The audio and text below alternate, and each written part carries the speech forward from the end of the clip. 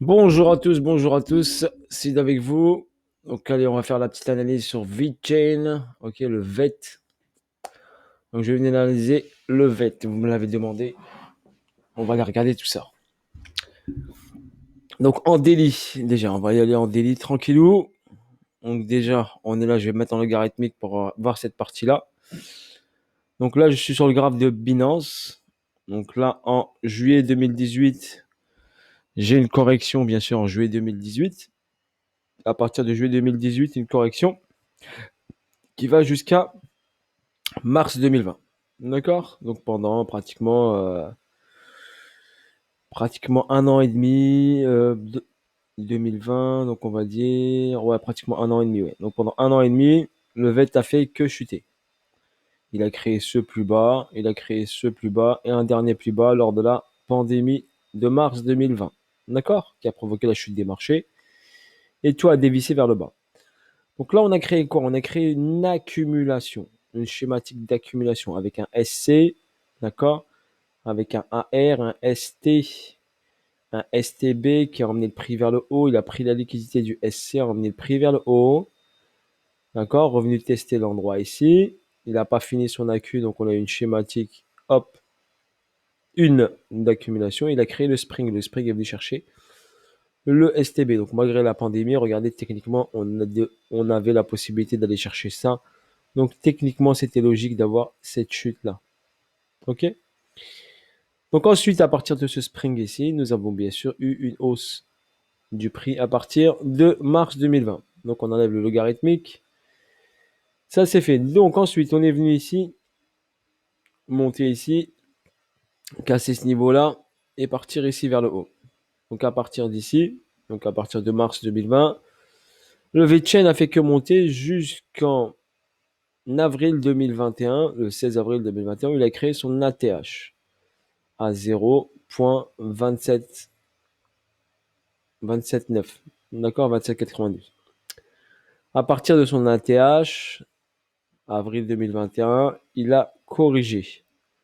Donc bien sûr, on a une hausse qu'on peut estimer, d'accord, une hausse qui était très intéressante du plus bas au plus haut. Voilà. VeChain a fait une hausse de 18 000%. Donc il a fait un fois 180. D'accord. Somme investie multipliée par 180. Ce qui est pas mal. Donc ensuite, qu'est-ce qui s'est passé? À partir de mars 2020, le VeChain est monté, a créé son ATH et après, il est rentré en correction. Donc il a corrigé. Donc il a corrigé en trois temps. 1, 2, 3. Donc en trois temps. Ici, BC, AR, ST, SO. ST n'a pas pris BC, donc c'est une distribution. Donc il a créé une cause. Cette cause a emmené le prix vers le bas. Sur le saut ici, nous avons une accumulation qui s'est créée. Donc ici, d'abord, on a eu un plus bas ici, mais qui n'a jamais été pris. Donc jamais été nettoyé pour l'instant. Pour l'instant, on va dire. On est venu le titiller ici, mais on n'a pas pris la liquidité de ce point bas. Donc cette mèche-là me laisse une liquidité en attente, pour votre information. Cette liquidité est pour moi en attente. Ensuite, on est venu créer ici une hausse et un retracement. D'accord? ASC, AR, ST. Pour moi, le STB ici, il est en attente. Cette liquidité n'a pas été prise. Dans cet AQ, j'ai une autre AQ. Donc ici, en rouge, SC, AR, ST. Ici, on a pris cette liquidité, STB. On a fait une petite hausse. On l'a repris encore. On a fait un spring. Et ensuite, il a fait une hausse, un retest. Et il est parti. Intention du marché haussière. Donc, on a eu l'intention du marché haussier ici. Avec la prise de liquidité de ce niveau-là. On a pris la liquidité. On a retracé. On pouvait bien sûr rentrer ici. Sur la zone de demande qui était là. D'accord? Ici, on avait une zone de demande qui était ici. Voilà. Un niveau intéressant. On est venu le chercher. Et après, hop, il est parti. Donc le marché nous a donné ici une information, d'accord? Une prise de liquidité, une deuxième information avec cette prise de liquidité, un retracement et après, bim, continuité de la hausse. Donc voilà sur VeChain, d'accord? Maintenant, qu'est-ce qu'on peut avoir par la suite? Donc là, on a analysé ce qu'il y a. Là, on a un niveau intéressant, j'ai mis un petit rectangle, vous le voyez? Donc là, ici, j'ai quoi? On a créé une hausse, un arrêt de la tendance, et après, on n'a pas créé de plus haut. Donc, on va dire que ça, c'est un baissier. On a ici un haut. Ici, on a un bas qui n'a pas été pris. Il est en attente. Donc ici, on a un petit bas, un bas. Et ici, un bas. Donc les plus bas pour l'instant sont de plus en plus hauts. Un, tac, tac. Donc, VeChain est haussier. OK? C'est ce qu'il faut regarder déjà. Ensuite, nos repères, ici, on a la liquidité ici. Là, on a un sommet qui est là, on a un sommet qui est là, et on a un sommet qui est là. OK? Donc là, il est venu faire quoi? Il est venu prendre la liquidité de ce niveau-là. Donc BC, AR, qui a été fait en 3 temps. 1, 2, 3. ST a pris BC. Donc nous allons ici une situation, d'accord, de réaccumulation. Donc réaccumulation, schématique de réaccumulation. Donc ST a pris BC. Il est venu checker une zone ici importante, d'accord. Donc ici importante, on a une zone là et une zone là. Donc on peut bien sûr, donc là il va travailler un peu ici les plus hauts, prendre la liquidité pour pouvoir bouger, n'oubliez pas, donc il peut prendre cette liquidité ici, au 0,19, 19,46. Donc prendre cette liquidité et ensuite retracer vers le bas. Donc si on a bien sûr une réaccumulation, qu'est-ce qui va se passer? Eh ben hop, on va venir prendre cette liquidité. Donc le prix va travailler là, peut-être il fera ça, ok, et après il ira chercher la liquidité ici de ce niveau-là. Donc vous avez une porte d'entrée bien sûr à ce niveau-là pour VeChain. Donc ici ce niveau n'a pas été pris, donc c'est possible que quand il y aurait sa chute, on va venir prendre ce point, ok, qui est à 0,052, ok, venir prendre cette liquidité, valider la grosse accumulation, prendre de la force. Et là, je vous dis, VeChain, il va faire un gros mouvement. Donc, si on assiste à cette prise de liquidité, validation de cette grosse accumulation avec de la force ici, de la force ici, là, quand il va partir, c'est explosion. OK? Donc, préparez-vous, mettez une alerte. D'accord? Pour mettre une alerte, c'est très simple. Si vous avez TradingView payant et pas payant, je sais pas combien on a le droit d'alerte. Moi, j'ai un payant, donc pour mettre une alerte, on vient ici. Par exemple, on est là. On met ici, hop. On clique sur cet endroit-là avec la souris. Alerte. Voilà. Créer. Et on la met là. Et quand l'alerte ici, elle fait le prix revient sur ça, on vous envoie un mail directement et vous revenez au graphe et vous faites ce que vous avez à faire. Et vous réagissez en conséquence. Voilà l'avantage des alertes. Comme ça, je suis pas collé au graphe. Donc après, donc comment ici je peux vérifier? Donc moi, regardez, je vais vérifier ce niveau-là. Donc avec une figure, on appelle ça des figures harmoniques. D'accord? Avec figure harmonique, si je prends ce point bas par exemple, ce point haut, ce point bas, ok, et ce niveau-là. Donc ici, on va partir de celui-ci qui a été créé fraîchement. Donc là, j'ai une figure ici qui me donne normalement un target maximal à 1.618. Donc 1.618 le nombre d'or. Donc ça veut dire que j'aurai un VeChain qui viendrait sur ce niveau-là. On va le laisser comme ça. Donc ça veut dire qu'à partir de là, j'aurai le retournement de situation. Donc pas 2, 3 ici et après une chute ici vers le bas. D'accord? Ça, c'est une figure harmonique, on appelle ça. Donc, ça veut dire qu'il valide, s'il fait la figure, il validerait la prise de liquidité ici. Il viendrait checker ce niveau-là qui est ici. Voilà, on va le mettre comme ceci. Tac, qu'est-ce que tu venais de clarifier, toi? Hop, on ferme ça. Donc là, ici, on viendrait là, sur cette zone-là. Checker cette zone-là. Voilà, je l'ai là. 0,20, 0,21. Donc à partir de cette zone-là, il peut venir prendre la liquidité. Donc prendre la liquidité ici, checker le niveau là et ensuite effectuer un retracement. Donc cette figure harmonique me donne ça. Les figures harmoniques me servent juste à checker des zones, hein, pour votre info. Enfin, je ne trade pas avec les figures harmoniques. Je sais les utiliser très bien, mais je ne trade pas avec. D'accord? Juste, ça me donne des zones. Ou une confirmation d'un retournement de situation ou d'un endroit clé. Donc si je trace une autre figure, ça me donnerait ça, ça. Ok, avec un ratio ici. Ok. Normalement, non, ce serait plutôt celle-ci. Plutôt celle-ci. Donc là, bim, bim. Donc 1, 2, A, B, C. Ok, oui, c'est ça. Donc si on ferait ça, ça, ça et ensuite ça. Donc ça me donnerait ici un ratio maximum à 1,41. 1,41. On va dire 1,41. L'option 2. 1,41,3. On va rester comme ça. Et ici, 78,6. 78,6.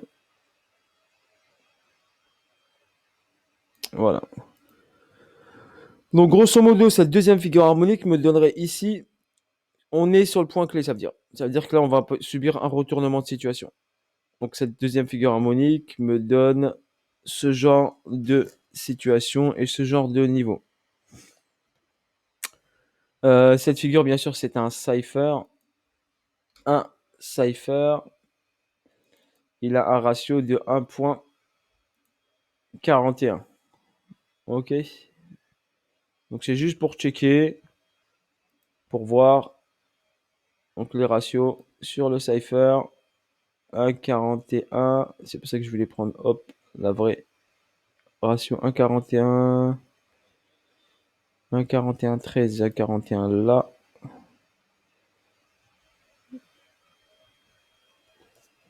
Et 0,78,6. Donc là. Donc j'aurai ce ratio là. On va mettre l'aimant pour être plus précis. Voilà. Et ici. Ici. Et là. Ça me donnerait ça. Et ça me donnerait. Voilà. Donc avec le cipher, j'aurai ça. Avec un ratio ici à 7,86 qui me donnerait ici un retour sur les 0,087. Donc on viendrait retester le price delivery qui est là. D'accord? Donc après, donc on va voir comment tout se déroule, comment ça se passe. J'ai bon cette information là. En tout cas, il va prendre la liquidité de ce niveau-là. Le cipher me donne prise de liquidité là. L'autre figure me donne prise de liquidité et elle est dans la zone bleue ici. Donc c'était juste pour vérifier mon analyse grâce aux figures harmoniques. Donc je vais attendre. Donc soit il va ici faire un dernier hop, petit pump et un retracement. On va aller ici en petite unité de temps. En tout cas, j'ai BCARST. Forcément, il va revenir vers le bas. Soit il va venir rechecker ces niveaux-là où il y a ici un price delivery. Soit il va prendre la liquidité du AR. j'opterais plus pour l'option prendre la liquidité derrière. D'accord. Ensuite, si je vais en H1, j'ai quoi? Donc, j'ai une hausse ici. Donc, 1, 2, 3, 4, 5. Ouais, on est sur la dernière vague. Donc, forcément, il y aura un retournement. D'accord? Dernière extension, vous la voyez? The last extension. Donc, forcément, nous aurons un retournement. Donc, ici, on a eu ici une accumulation. Regardez, sur AR, on a une accumulation. Ici, une accu. SC, AR, STB ici. Ok, Spring, test et on est parti. Ok, hausse rapide. Ici, ouais, on a un trou de cotation ici. Donc, il va revenir ici forcément sur cette zone-là. Ensuite, on a une hausse ici. Vague 1, vague 2, vague 3, vague 4, vague 5. On est sur la dernière extension. Ici, elle est verticale. The last extension, il peut pousser encore un peu. Et après, je pense qu'il va se retourner sans aucun problème. Est-ce qu'il montre des signes de retournement déjà? Donc, on n'a pas de grosses bougies. Pour l'instant, en H1, on a un essoufflement du marché. J'attends ici. On a une latéralisation ici qui s'est mise en place. Donc ici, on a commencé ici à s'essouffler. Il a fait la dernière extension pour aller chercher le niveau clé. En 5 minutes, j'ai quoi? Pour l'instant, 5 minutes, j'ai 2 bougies baissières. Une petite... Voilà. On va regarder ici. À 4 heures. Allez, on va checker le RSI pour voir. Waouh, ouais, en 4 heures, on est bien haut là. Donc on est bien haut sur le RSI. Ok, donc là, potentiellement, ben, mon retournement va se confirmer. En H1, ça donne quoi au niveau du RSI? Ouais, on est très haut. J'utilise pas le RSI juste pour regarder, pour votre information, pour confirmer mon analyse. Pour vous donner de la qualité, en 15 minutes, on a quoi? Voilà, on a ici un début, donc ça va pas tarder. D'accord? Le retournement sur V-Chain va pas tarder. Ici, j'ai quoi? Bah, ici, j'ai une divergence en M5. Donc, en M5, il y a déjà une divergence baissière. Ici, regardez, les plus hauts sont de plus en plus hauts. Et là, sur le RSI, les plus hauts sont de plus en plus bas. Donc là, on a en M5 déjà un début de divergence baissière. D'accord? Si on va en H4, ici, regardez bien, on est en surachat. Mais je l'avais vu, je vous ai dit, pas besoin du RSI, regardez. Hausse, les 5 vagues, 1, 2, 3, 4 et 5. Last extension. Il va travailler encore un tout petit peu latéralisation et on verra le petit plongeon derrière. Si on regarde ici en daily, le RSI, ici pareil.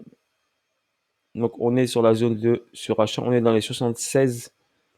Donc on est sur une zone de surachat.